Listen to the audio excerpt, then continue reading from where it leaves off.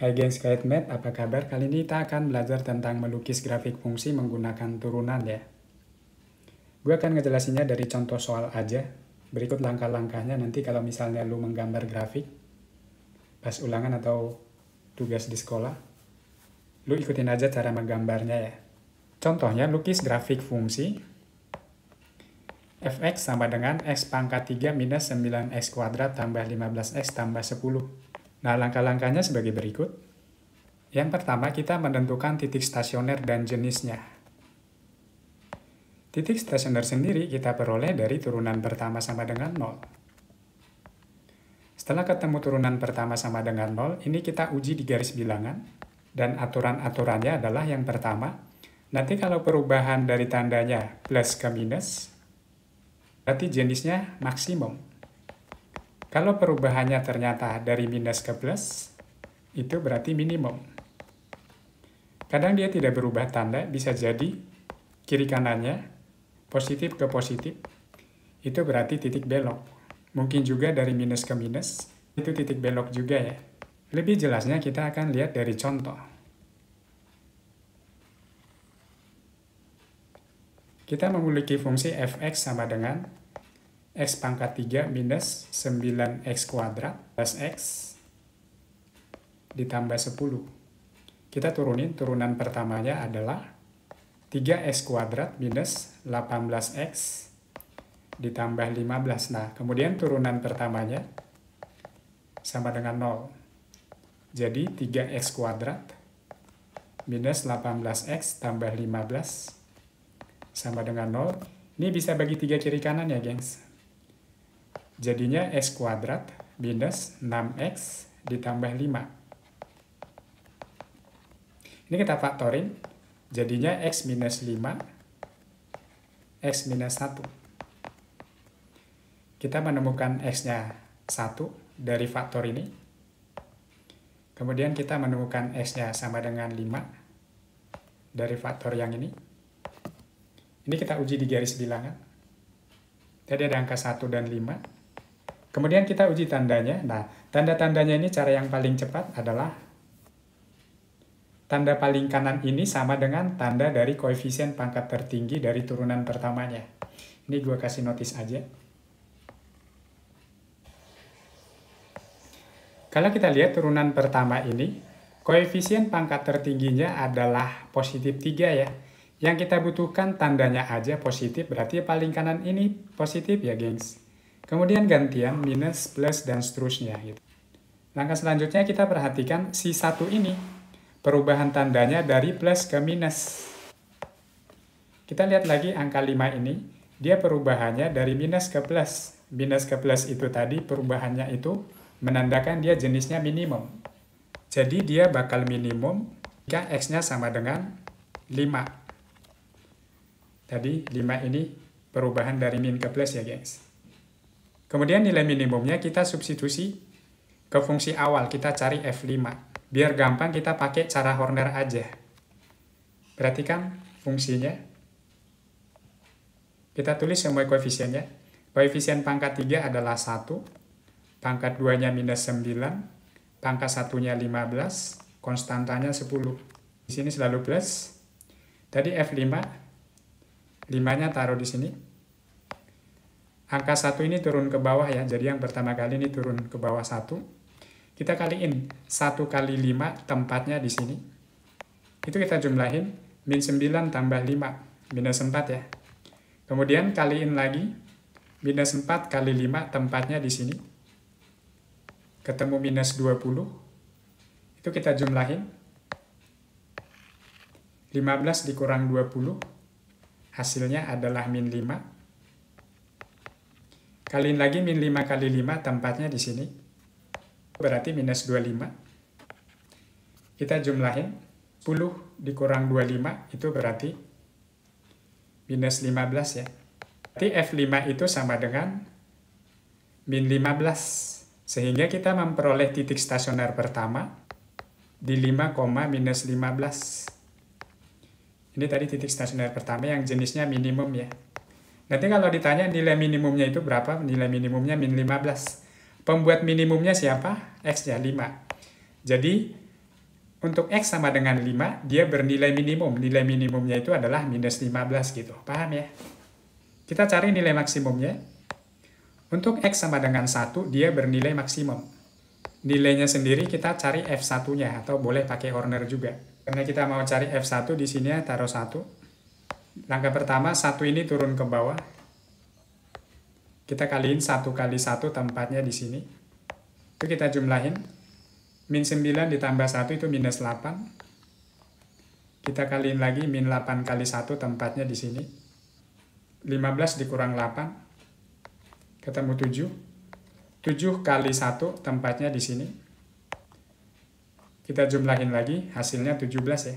Dari sini berarti F1 itu sama dengan 17. Berarti kita memperoleh titik stasioner yang kedua di 1,17 dengan jenis maksimum. Paham ya, gengs? Kita lanjut langkah kedua. Fungsi naik dan fungsi turun. Kalau turunan pertamanya lebih besar, itu berarti fungsi naik. Kalau turunan pertamanya lebih kecil dari 0, itu fungsi turun. Kadang soalnya bisa ditanya, fungsi tidak pernah turun. Kalau fungsi tidak pernah turun berarti syaratnya itu turunan pertamanya itu lebih besar sama dengan 0. Nah, bedanya sedikit di situ ya. Bisa juga fungsi tidak pernah naik. Itu berarti turunan pertamanya lebih kecil sama dengan 0. Beda di tandanya doang sedikit ya, gengs.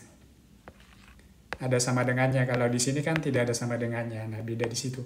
Hati-hati dengan kalimat soalnya. Dari fungsi kita tadi, fx sama dengan x pangkat 3 minus 9x kuadrat plus 15x plus 10. Kalau kita mau cari selang fungsi naik dan selang fungsi turun, itu sebenarnya di langkah pertama tadi sudah bisa kebaca. Lihat aja di garis bilangan yang di sini. Fungsi naik berarti dia yang positif karena lebih besar dari 0. Sehingga fungsi naik ketika x-nya lebih kecil dari 1 sama x-nya lebih besar dari 5 ya.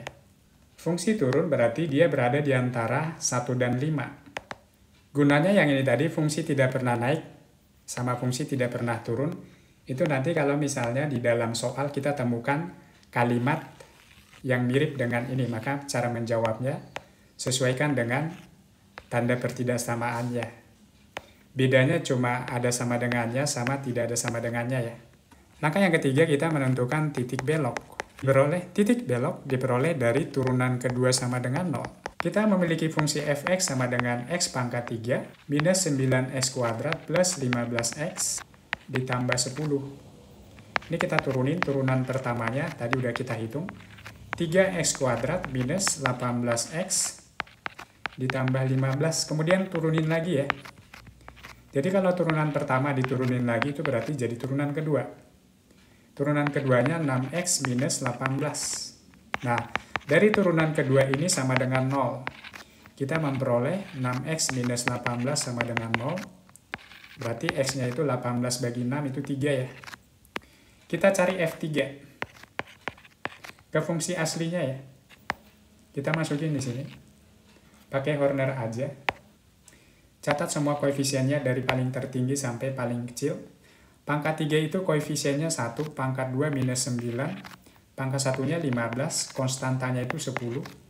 Karena kita mau cari F3, letakin 3 di sini ya. Pertama kali turun si satunya ke bawah.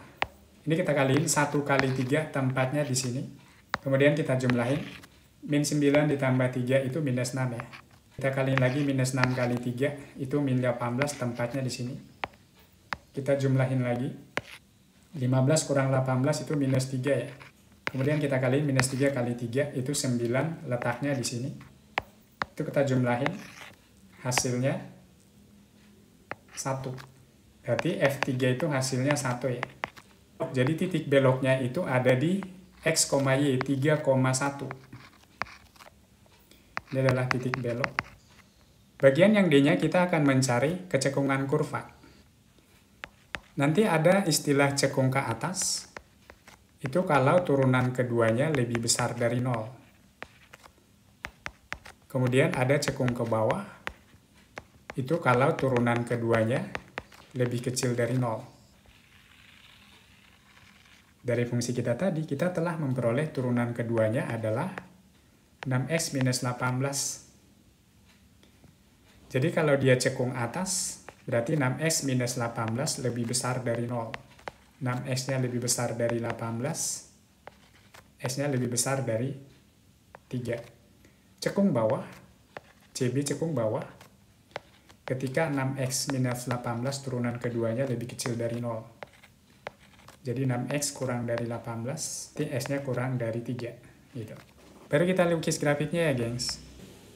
Tadi langkah-langkah yang tadi kita kumpulin aja titiknya. Minimumnya ada di 5,-15.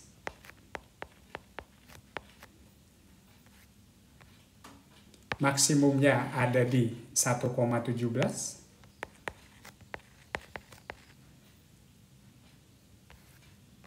Fungsi naik itu kecil 1 sama besar 5. Fungsi turun berada di selang 1 sampai 5. Titik beloknya ada di 3,1.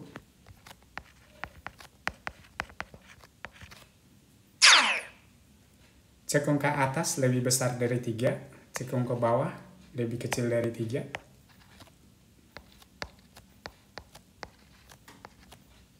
Ini tadi intisari dari langkah A sampai D ya.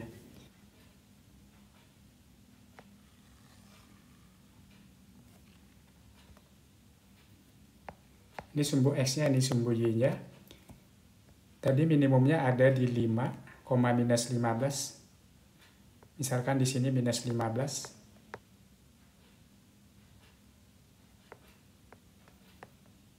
Maksimumnya di 1,17. Misalkan 17-nya di sini.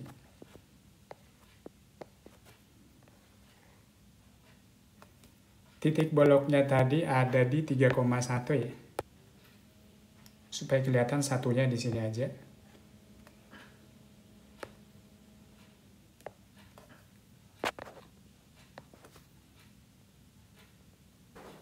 Nah, grafiknya itu, tadi kan ini minimum. Minimum itu bentuknya begini ya, kalau di fungsi kuadrat dia begini.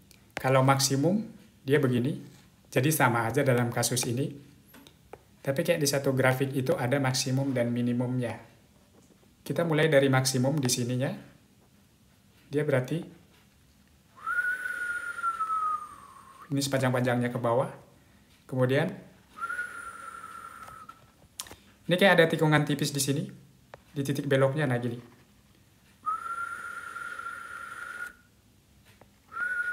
Ini ke atas lagi. Gitu ya.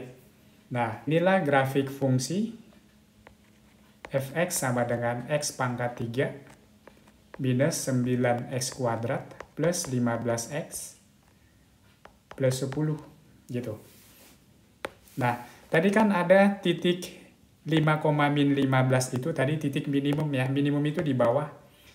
Itu disebut juga titik balik ya. Titik balik minimum sama aja, nanti jangan bingung bahasa soalnya. Ini sama aja dengan titik balik minimum. Yang satunya titik balik maksimum, sama aja. Kemudian yang ditunjukkan oleh fungsi naik dan fungsi turun tadi, coba lihat. Ketika x-nya kurang dari 1 sama x-nya lebih besar dari 5, katanya fungsinya naik. Kita ngebaca grafik itu selalu dari kiri ke kanan ya, gengs. Coba lihat, ini kan x-nya sama dengan 1. Di sebelah kirinya 1 ini kan grafiknya ini naik ke atas ya, gengs. Jadi membacanya dari kiri ke kanan. Ini dia naik. Sama besar dari 5, besar dari 5. Yang ini juga naik.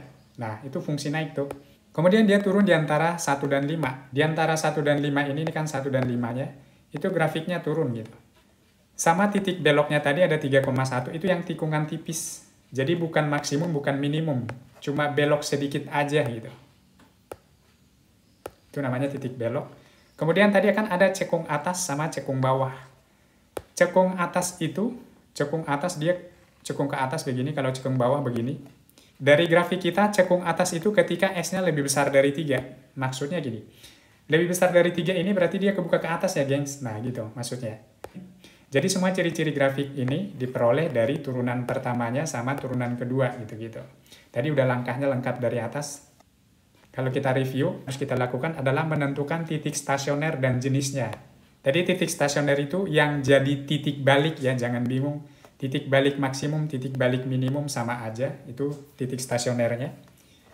Langkah keduanya kita menentukan fungsi naik dan fungsi turun. Fungsi naik itu kalau turunan pertamanya lebih besar dari 0, fungsi turun kalau lebih kecil dari 0. Kemudian kita menentukan titik belok. Titik belok itu diperoleh dari turunan kedua sama dengan 0. Itu biasa aja.